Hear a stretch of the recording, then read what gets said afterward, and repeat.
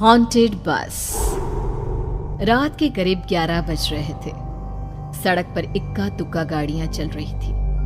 अपनी night shift खत्म करके शीला और निकिता बस स्टॉप पर खड़ी थी।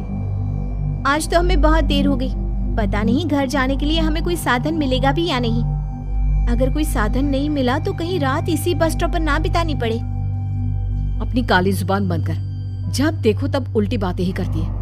अरे कुछ देर रुक जाना, कुछ ना कुछ मिल ही जाएगा। लेकिन काफी देर तक इंतजार करने के बाद भी उन्हें कोई बस नहीं मिलती। धीरे धीरे समय के साथ साथ सड़क पर चलने वाली गाड़ियों का दिखना भी बंद हो जाता है। अरे ये देख, अब तो सड़क पर एक भी गाड़ी नहीं दिख रही। दूर दूर तक गाड़ी और किसी इंसान का नामो निशान नहीं है। एक काम करते हैं, वापस अपने ऑफिस चलते हैं। हम दोनों आज रात वहीं गुजार लेंगे। देख, तुझे अच्छी तरह पता है 10 बजे के बाद चौकीदार ऑफिस के मेन गेट पर ताला लगाकर अपने घर चला जाता है। ऑफिस जाने का कोई फायदा नहीं है। इस सुनसान सड़क को देख मुझे बहुत घबराहट हो रही है। एक काम करना, उसी चौकीदार के घर चलते हैं। वो भी तो परिवार वाला है।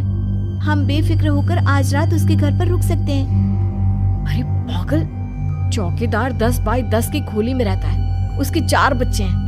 भला वो हमें अपने घर में कौन सी जगह देगा। अब तू ना ये बेकार की बातें बंद कर और चुपचाप खड़ी रह। शायद कोई लिफ्ट ही मिल जाए।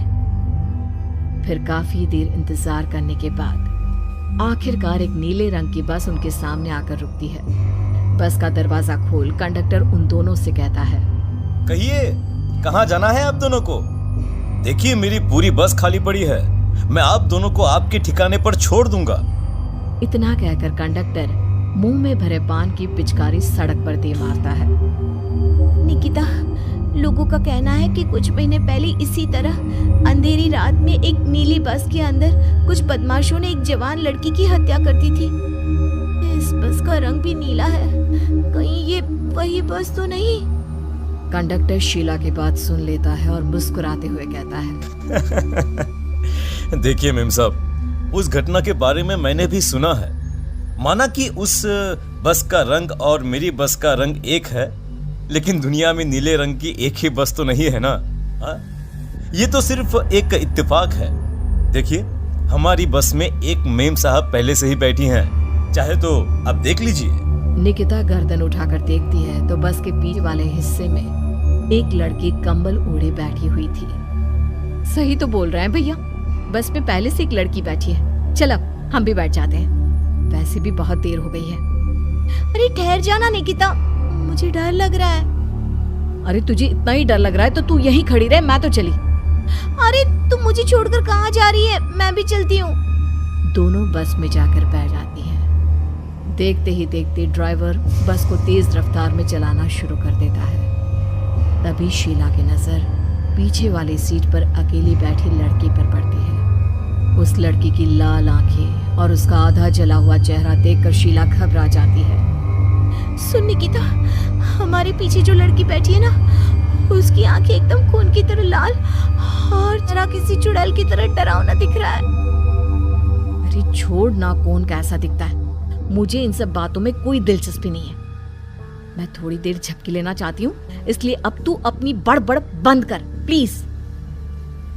बेफिक्र निकिता अपनी आंखें बंद करके बैठ जाती है। दूसरी ओर बस जंगल के रास्ते में पहुंची है। चारों तरफ घना अंधेरा और साथ ही जंगल में मौजूद जंगली जानवरों की डरावनी आवाजें शीला को और भी ज्यादा डराए जा रही थी। थोड़ी ही देर में बस एक बरगद के पेड़ के पास से गुजरती है।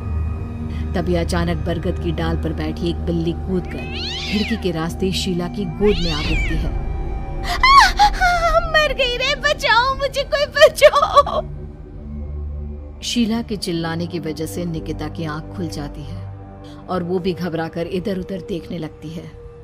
तभी पीछे वाली सीट पर बैठी लड़की उठकर शीला के पास आती है और बिना कुछ कहे उस बिल्ली को शीला की गोद से उठा उसे सहलाते हुए अपनी गोद में लेकर वापस अपनी सीट पर जाकर बैठ जाती है। अरे शीला, तू तो बहुत ही डरपोक है। जरा जरा बात पर उछल पड़ती है। मैं कल से अकेले ही सफर करूंगी। अरे मैं क्या करूं? वो बिल्ली अचानक मेरी गोद में आ गिरी। अपनी बकवास बंद कर और मुझे चैन से सोने दे। इस तरह शीला को डांटकर निकिता फिर सो जाती है, पर तभी अचानक एक झटके से ब्रेक लगाकर ड्राइवर बस को रोकता है। शीला खिड़की से बाहर झांक कर देखती है तो उसे सड़क के किनारे एक काला आदमी खड़ा दिखाई देता है। उसकी बड़ी बड़ी दाढ़ी और अजीब से कपड़े देखकर शीला को घबराहट होने लगी है। क्या हुआ ड्राइवर भैया, आपने बस क्यों रोक दी? अरे वो देखो, वहाँ वो सड़क के किनारे एक आदमी खड़ा है, उसी के लिए मैंने बस रुकवाई है। शीला निकिता को धक्का देकर नींद से जगाती है। अरे अब क्या हुआ? वो देख, सड़क किनारे कितना डरावना आदमी है। उसका अजीबोगरीब हुलिया देखकर लगता है जैसे कोई शैतान खड़ा हो। अब शीला की तरह निकिता भी उस आदमी को देखकर थोड़ा डरने लगती है। कंडक्टर, क्या तुम उस आदमी को बस में चढ़ाने वाले हो? उसे देखकर हमें डर लग रहा है, उसे बस में मत चढ़ाओ। अरे डरने की कोई बात नहीं है मेम साहब, ये आदमी जंगल के पीछे वाले गांव में रहता है। ये रोज इसी वक्त मेरी बस में बैठकर पड़ोस वाले गांव में जाता है। और वैसे भी ये बेचारा गूंगा है। अगर आप लोगों को डर लगता है तो मैं इसे ड्राइवर के बगल में बिठा देता हूँ। ओह अच्छा, ठीक है। फिर कंडक्टर का इशारा पाते ही वो आदमी बस में सवार हो जाता है। ड्राइवर दोबारा एक्सीलेटर पर जोर देकर बस को आगे बढ़ाता है। थोड़ी ही देर में बस एक घाटी पर चढ़ती है।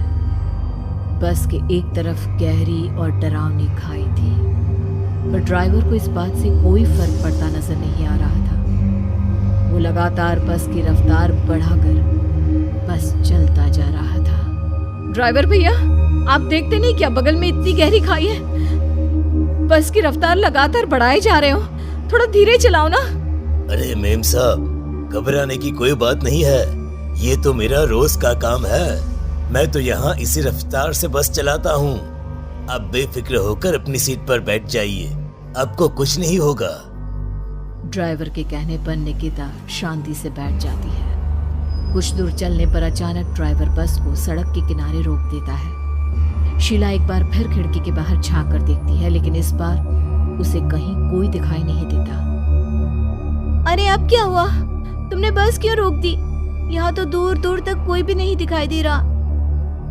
ड्राइवर उसकी बात का कोई जवाब नहीं देता, पर कंडक्टर बोल पड़ता है। ये हमारी फेवरेट जगह है, हम अपने सारे अच्छे काम यहीं पर करते हैं। अब हमारा प्रोग्राम खत्म होने के बाद ही बस यहाँ से आगे बढ़ेगी। इतना कहते ही कंडक्टर सीट के नीचे रखी एक शराब की बोतल निकालता है। अरे ये सब क्या है? तुम्हारे बस में सवारी बैठी है, उन्हें घर पहुंचाने की जगह तुम यहाँ सड़क के बीच में बस रोककर शराब पियोगे? बस में लड़कियों के बैठे हुए भी तुम्हें ये सब करते हुए शर्म नहीं आती? कंडक्टर कोई जवाब नहीं देता और मुस्कुराते हुए शराब पीने लगता है। तभी ड्राइवर और दूसरा आदमी भी कंडक्टर के साथ मिलकर शराब पीने लगते हैं। निकिता, मुझे इन तीनों के इरादे कुछ ठीक नहीं लगते। हमने इस बस में बैठकर बहुत बड़ी भूल कर दी। तू घबरा मत, मैं हमेशा अपने पर्स में छोटा सा चाकू रखती हूँ। उसके रहते ये तीनों हमारा कुछ नहीं बिगाड़ पाएंगे। देखो गज्जू भैया, हमारी बस में इस समय 3 जवान लड़कियां बैठी हैं। कहो कहो सबसे पहले किसका शिकार किया जाए? मैं तो कहता हूँ कि सबसे पहले वो जो पीछे अकेले जो बैठी है ना, उसे पकड़ कर लाओ। उसके बाद इन दोनों का प्रोग्राम फिट करेंगे। ठीक है, जैसी तुम्हारी मर्जी।